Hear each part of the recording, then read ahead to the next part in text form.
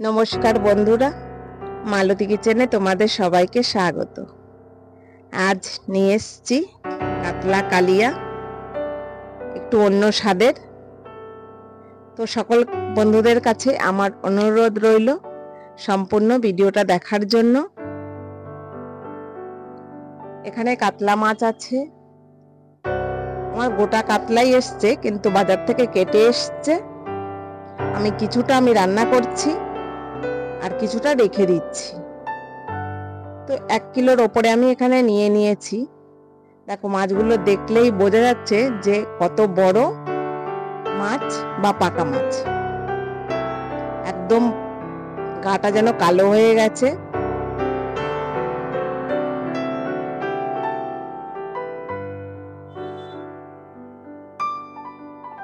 প্রথমে মাছটাকে আমি নুন হলুদ দিয়ে মেখে নেব।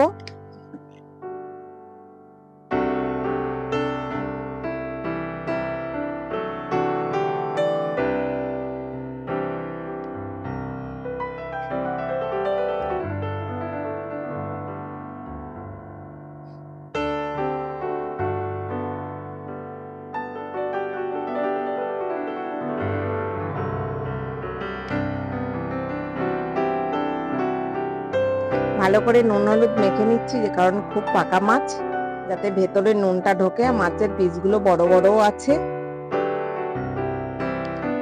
কড়াইতে সর্ষের তেল বসিয়ে দিয়েছি, আর এদিকে দেখো 3টে টমেটো নিয়েছি, অনেকটা পেঁয়াজ কুচিয়েও নিয়েছি, আদা রসুনও আছে। এবার মাছগুলো তেলের ওপরে দিয়ে দিচ্ছি।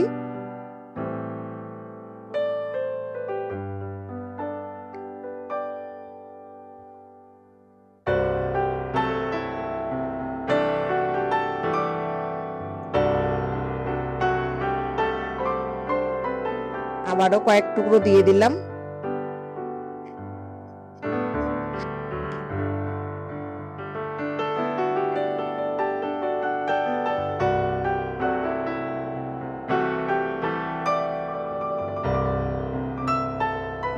এখানে দেখো, প্রথমে আমি আদা দিয়ে দিচ্ছি আর রসুন দিয়ে দিচ্ছি পেস্ট করার জন্য।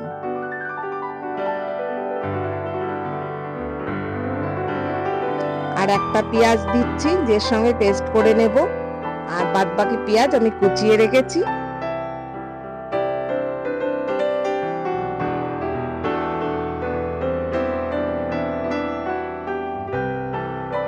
আর এই মাছগুলো আমি খুব কড়া করে ভেজে নিচ্ছি, কারণ খুব পাকা মাছ। একটু কড়া করে না ভেজে নিলে ভালো লাগবে না খেতে।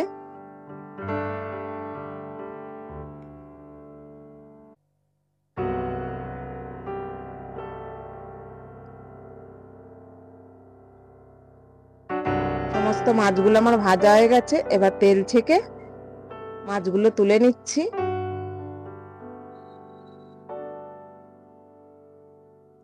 এখানে আমি গোটা গরম মশলা দিলাম আর কয়েক টুকরো তেজপাতা দিলাম।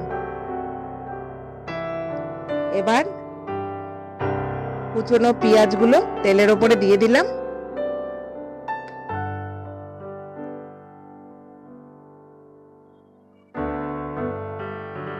পেঁয়াজগুলো বেশ লাল লাল করে ভেজে নেব।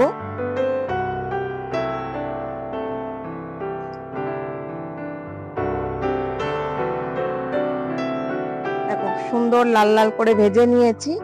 এখন যে মশলাটা পেস্ট করেছিলাম সেটা দিয়ে দিলাম তেলের ওপরে।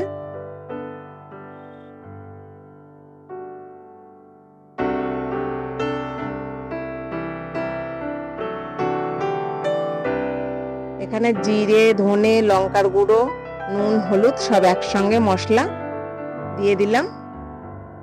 এবার সামান্য জল দিয়ে এবার মশলাটাকে কষিয়ে নেব।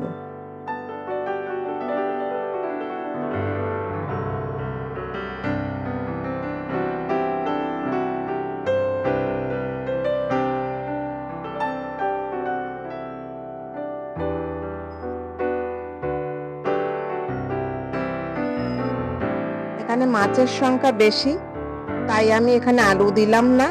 মাছ যদি অল্প হতো আলু দিয়ে দিতাম। আর এখানে আমি একটা বড় টমেটো পেস্ট করে দিয়ে দিয়েছি। একটা না, এখানে 3টে টমেটো আছে।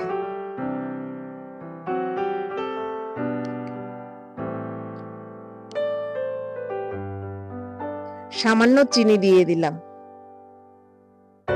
যেহেতু অতগুলো টমেটো দিয়েছি সেই কারণে।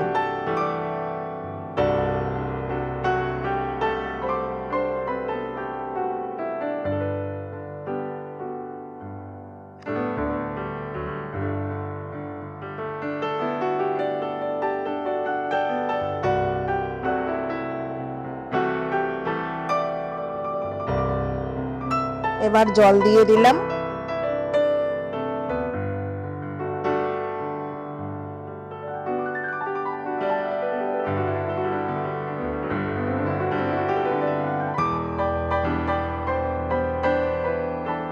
এবার এক এক করে সব মাছগুলো ঝোলের মধ্যে দিয়ে দিচ্ছি।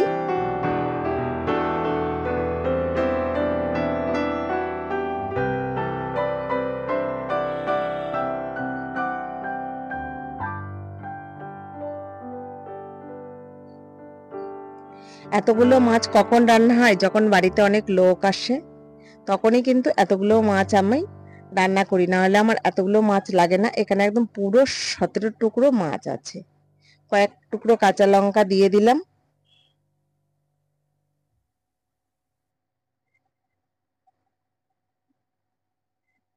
দেখো ঝোল ফুটতে শুরু করে দিয়েছে।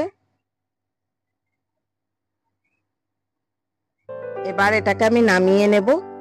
দেখো খুব আলতো করে নামাতে হচ্ছে, কারণ একসঙ্গে ঢেলে দিতে গেলে হয়তো ভেঙে যাবে।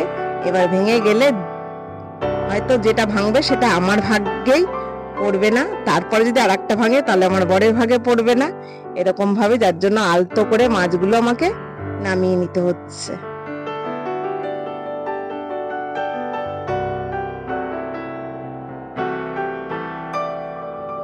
আর এরকম ঝোল যদি হয় তাহলে ব্যাস আর কিছু লাগে না, এই এক পদ দিয়েই খাওয়া হয়ে যায়। আর এই ঝোলটা কিন্তু ভীষণ ভালো লাগে খেতে, একদম অনুষ্ঠান বাড়ির মতন হয়। তবে অনুষ্ঠান বাড়ির মাছ দিয়ে বেশি ভাত মেখে খাওয়া যায় না, আর এই বাড়ির মাছ দিয়ে কিন্তু ভাত মেখে খাওয়া যায়।